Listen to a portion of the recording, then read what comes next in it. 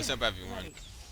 Structure sold. So I'm just going to show you this game, and I'm going to just jump around a little bit. I'm just going to show you the beginning of the game after I get the war factory up, and then I'm going to show you later in the game. Location confirmed. Location confirmed. Vehicle reporting.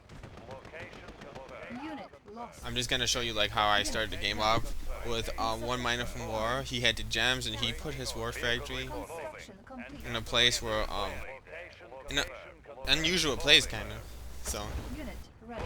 So I was like, I'm gonna try to get his miner, and I didn't get the miner. I kind of had a feeling I wanted to get it, and then he beamed it back like I thought. But I actually, the Rhino tanks actually have enough armor where they could stand it. They didn't get blown up or anything, and only one smoking really bad.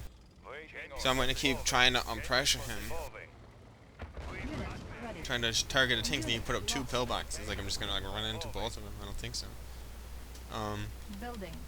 Definitely gonna run into all 3 of these pillboxes and base defenses, so I'm gonna like try to look for another way to attack. Location confirmed.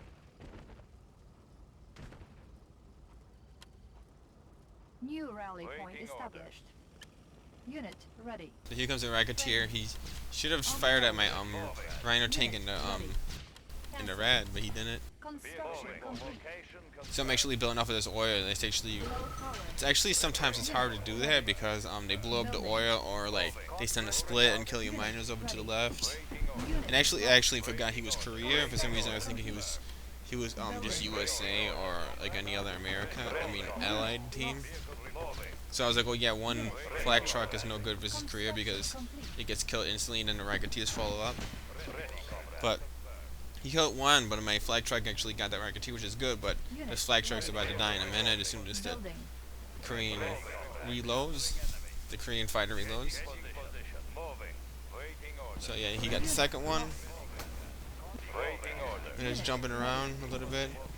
It actually, it's a minute later into the game. There's more tanks now, as you noticed. My flag trucks are chasing those Racketeers. I have 2 flag trucks up because I thought that he was trying to, and now I'm just okay. This is where I want to be. I had 2 flag trucks up just in case he kills the Desolator. He's definitely gonna get shot down. Unit lost. So what happened here is he spied me. I'm like, oh my god, he's gonna kill me if he spies me, and I was trying to Unit ready. Deso-Apoc him, which is a good Red Alert 2 tactic, but not a good use revenge tactic. Unit And ready.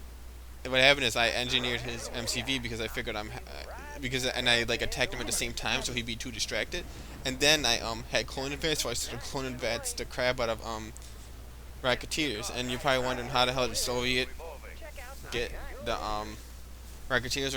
Remember I just said that I took his MCV, and before he blew up his own MCV that I took from him, I placed an Allied barracks, because the equation for Racketeers is Allied barracks plus any type of radar. Unit promoted.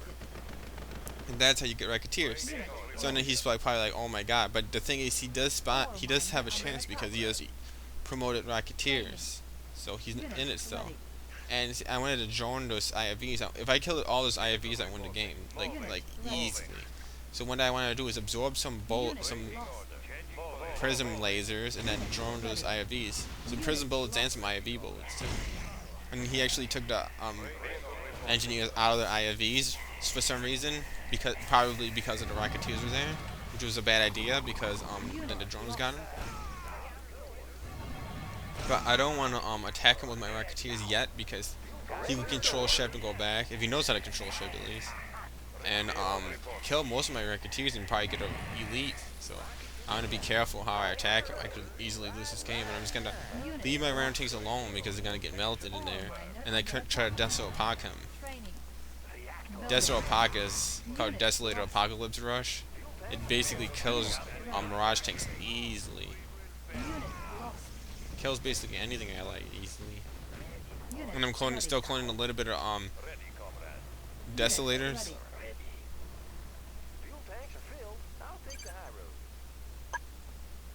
And notice how the sidebar's off. You could see what you couldn't see if the game was going. It's actually kind of funny because I recorded it with DirectX. And DirectX isn't a program; it's just something that you run the game with. I don't know. So I don't want to bring too many Desolators up because if he gets a good hit with the prism tanks, I'm gonna get hurt.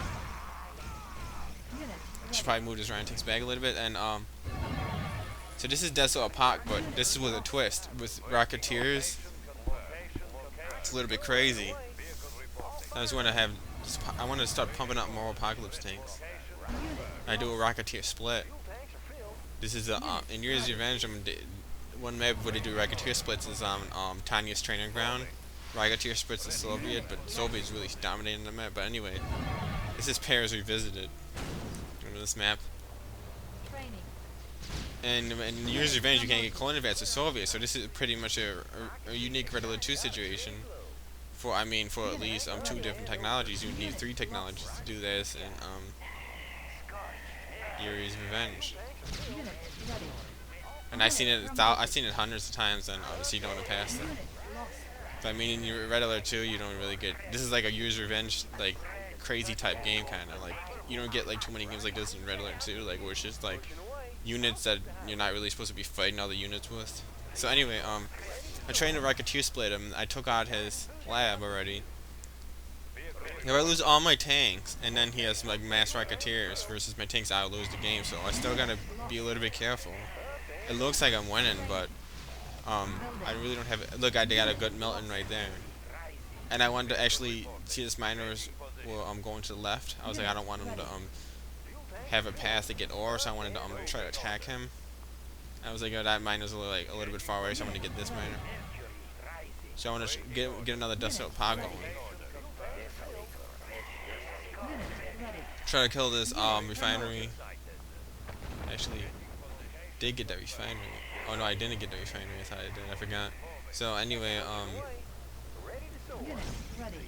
the prism tanks actually kill you worse than the Mirage tanks do.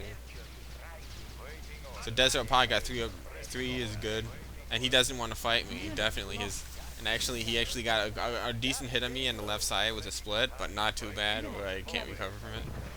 I definitely the Mirage tanks, the Apocalypse alone would get destroyed against the Mirage tank because of the better range and FP. So yeah, my Deso Apoc is like doing okay, but my Apocalypse is about to die, as you see. Unit promoted. What he should do right now is just basically he should just mass Grizzly tanks, and that's what he's doing actually. He's massing Grizzly tanks, but I almost killed his refinery. If I kill that refinery, he's not gonna be able to make money. And the only reason he's like still in the game is because he spied me. Oh, he'd be basically helpless.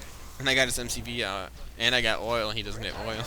So, but it's just the fact that he spied me. He could just mass IFV, mass Grizz, and win. But I'm really pressuring him. I'm not really giving him a chance. And the fact that this guy he's not exactly super aggressive on me. So he's like actually like let me when I engineered his MCV, he let me distract him. You know, it sounds kind of strange. How could you let someone distract you? But if you're not pressuring someone, they're gonna be the one that's like doing all the, attacks on you and stuff. So I'm like, okay, he can't really pass. There's 2 Desolators right there, so I'm gonna go ahead and attack him right here. And then like, basically just Grizzly defenseless, and he just gave up. You have